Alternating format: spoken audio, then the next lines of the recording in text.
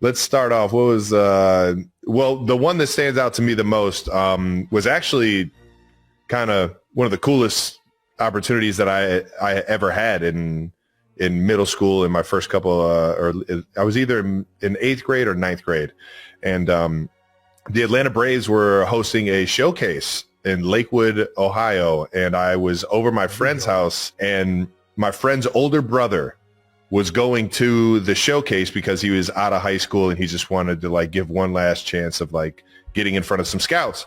And they were holding an open trial, but you had to be either 18 or older, or you had to have your parents' signature saying that this is my guard, that I'm the guardian, or I'm the parent or guardian of the kid. And I just said, fuck it. I'm just going to write Ed Kelce's name down here. I knew his number. Just put the house address down there. And sure enough, I went out there and got on the mound and like was like pumping like mid 80s. And they're like, how old are you? I'm like 13, 12, 13. And they were like, I'm sorry, what? You're 6 foot and you're 13 and you're pumping 80. And one of the scouts there just so happened to be from Cleveland Heights. His name is Reggie Sanders. And nice. Yeah, and he pulled me over. He's like, "Is your parents here?" And I was like, "No, they're not here." And it was like kind of, I'm pretty sure it was illegal for like them to like talk to a kid minors. that age, or something like that. So but I got Big Ed on the phone call real quick and got told, don't fucking do that ever again. But countless amount of field trips. It's initiative right there. Yeah. Also in middle school, I used to forge Big Ed's signature on the report cards. Because the report cards you had to like, they had to be seen by the parents and everything. And I'd be like, I'm not fucking showing Dad this. He's not gonna be happy. I'm just gonna write his name down. Yeah, he'll just figure out when I'm ineligible. Yeah. I never forged a signature, I don't think, but I did try to forge his voice. Oh, yeah, we know this one real well. Yeah, that one's already been told on the podcast, I think. Yeah. That's right. Mrs. Clark, our good friend Harry Clark's mom, was in charge of the attendance at Cleveland Heights High School. St. Patrick's Day, I wanted to go to the parade downtown, and I called the Cleveland Heights High School. I don't even know if she was in charge of the attendance. She was worked in the office, and when Jason called the office, she was the one that answered. She's like, that might have been it. Yeah. Jason, who is this? Travis? No, Jason? She said, I said, hey, Mr. Clark, this is Ed Kelce. Jason's sick. He's not going to be able to come into school today. And she said, who is this? This is not Ed Kelce. Travis, is this you? Oh, shit. So, yeah, I got a call from Dad pretty quickly after that. Too good. What's the next one? Hi, it's Eva from Allentown, PA. If you could describe each other's personalities as any drink, what would it be? I'll go first. I already know it. Mine? Yeah. Don't fucking... You already know where I'm going. Count of three. What? One, no, I don't. I don't know where you're going. You know exactly what I'm about to say. Probably good advertisements for him. We both say drink garage beer. 1, 2, 3, Four Loco. 4 Loco? Just energy. Just bringing that juice. Yeah, no, I get it. Yeah. I mean, I drink accelerators with tequila, so. It's essentially the same thing. What is Jason? If I'm a Four Loco, you're like a Jaeger bomb. Oh my God. You're a fucking Jaeger bomb. I just had my first Jaeger bomb in a long time. It wasn't even a Jaeger bomb. It was just a shot of Jaeger in Wisconsin. For some reason, they drink it at the supper clubs up there. As good as you remembered? It's exactly what I remembered. And it's probably one that I hopefully won't have for another week. I'm not a big liquor drinker. Everybody else wants to buy shots. I'm like, dude, if I drink this beer, I will not get to a point that am going to be upset about. If I drink these shots, this whole thing could go sideways in a second if I start just doing shots with people. I'm not interested. Give me my garage beer. I'll be happy. All right, I'll take some shots. How often should you wash the towel after you use a shower? It starts to smell, really. It starts to get crusty and hard. Then it's time to replace it. I mean, you're just washing you're clean. So it's like, that being said, I use a clean towel every time. But I mean, I understand if like. You use a clean towel you only use a towel once? Yeah. Wow. It's very wasteful, Travis. Uses up a lot Is it? Yeah. What? Using a lot of energy to wash these towels. I also have a lot of towels. I fucking went out and got a Don't you read the disclaimers at the hotels? If you reuse the towel, it's better for the environment. I gotta say, some of these environmental things, I'm getting to the point that. Give me a hot one. Something ruined you earlier. What is it? Paper straws. Paper straws are so fucking annoying. If I get a paper straw, I'll just take the lid and the straw off and I'll just drink the drink. Have you ever adapted to the metal straws? Yeah. I don't like the way that feels either. Just give me the fucking plastic straw. I don't get All right, that wraps up another episode of New Heights. Make sure you're subscribed to the New Heights channel on YouTube and follow New Heights on the Wondery app or wherever you get your podcasts. We just dropped our Out of the House recap from our time in Philadelphia, so check that out. And thank you to all 92%ers who have come to our tailgates this year. You can listen to new episodes of New Heights ad-free right now by joining Wondery Plus in the Wondery app or on Apple Podcasts. Once again, New Heights, a Wondery show brought to you by Yeti. And that ain't me. We're talking about that Yeti cooler.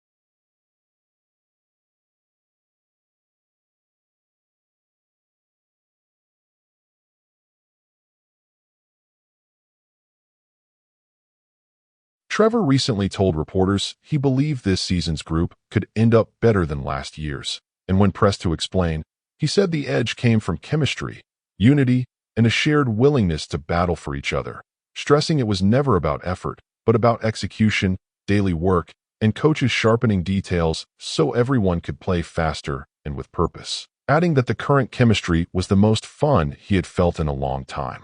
When it was pointed out that many players had only experienced seasons ending in Super Bowls or AFC championship games, Trevor said he reminded teammates that every year carries its own adversity, swings, and defining moments, and that unfamiliar territory did not mean a lack of toughness, only a need to reset after losses, stay confident, and avoid pulling inward when things got hard, urging everyone to show up ready to work even if setbacks piled up.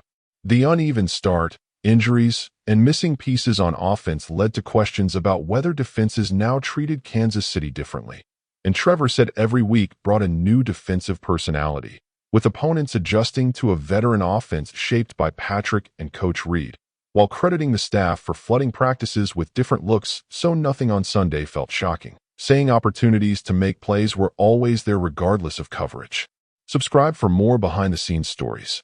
Travis later addressed talk of his intense off-season training, joking that he had not suddenly discovered workouts, but saying the work showed up in the health of the receivers and the rhythm of the offense, crediting his surroundings, the offensive line, and years of chemistry with Patrick, while noting each season demanded a fresh approach and that physically he felt better prepared to stay ahead of wear and tear.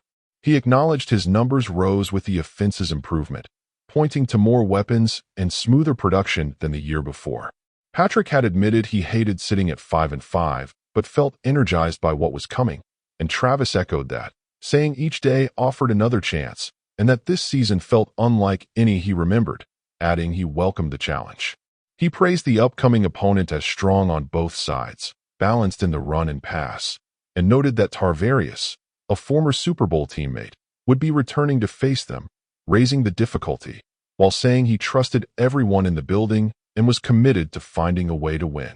Josh was asked about the Commanders game where he caught a touchdown to tie Priest-Holmes' mark, dropped the ball, and watched Patrick retrieve it so it could be saved, and Josh said Patrick always tracked those moments, whether it was a first touchdown or the 84th, making sure the ball became a keepsake, calling it one of many reasons Patrick was a great teammate.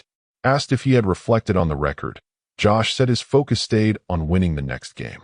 Travis then fielded questions about his contract, with no deal for the following season, and said after watching his brother Jason navigate retirement and understanding how fast the league moves, he wanted to decide before the draft and free agency, so the Chiefs could plan, adding he would wait until the season ended. When asked about a farewell tour like Kobe Bryant's, he said he loved Kobe but preferred to live year by year. Subscribe for more career updates. Travis also spoke about Penn State tight end Tyler Warren, calling him massive, physical, productive early, skilled at finding space and winning catches over defenders, saying he was excited for Warren's future but hoped to limit his numbers when they met. As the year rolled on, a quieter tension formed around Travis as he prepared for a 13th season, with the Chiefs no longer cruising as the league's standard. And then everything shifted one Sunday at Arrowhead when Patrick landed awkwardly, tore his ACL, and was lost for the year, leaving a stunned team to fall to the Chargers as the season slipped.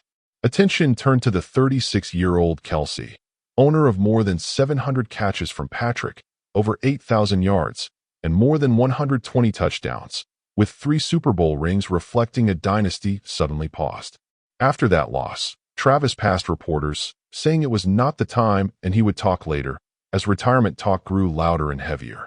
He had long said he would wait until the season finished to decide, wanting to give the franchise clarity after watching Jason step away and seeing how quickly teams move on.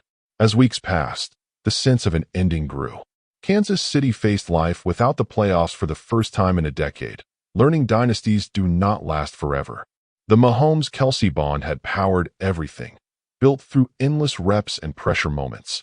And without Patrick, Travis weighed not only his own future, but the team's direction. Off the field, his life had shifted when Taylor Swift appeared in the stands with his mother Donna, turning games into cultural moments, with Swift later sharing they had been together before the first public sighting. And soon she was a regular presence alongside Donna and Ed, while cameras captured family moments with Jason and Kylie, pulling the Kelces into a story far bigger than football. For some it felt surreal, for others it felt inevitable, and the attention brought opportunity and pressure as fans from every corner watched his next move. Would he step away with his legacy secure or return for one more run, another ring, another chase? For now he kept playing, each game carrying weight, each catch possibly a farewell. As the Chiefs regrouped, Patrick worked toward recovery, and Swift kept cheering, while the question lingered, unresolved, drawing fans back week after week. Fans waited patiently as the season unfolded, knowing every snap, practice, and press conference carried meaning for everyone watching. Subscribe for exclusive NFL stories.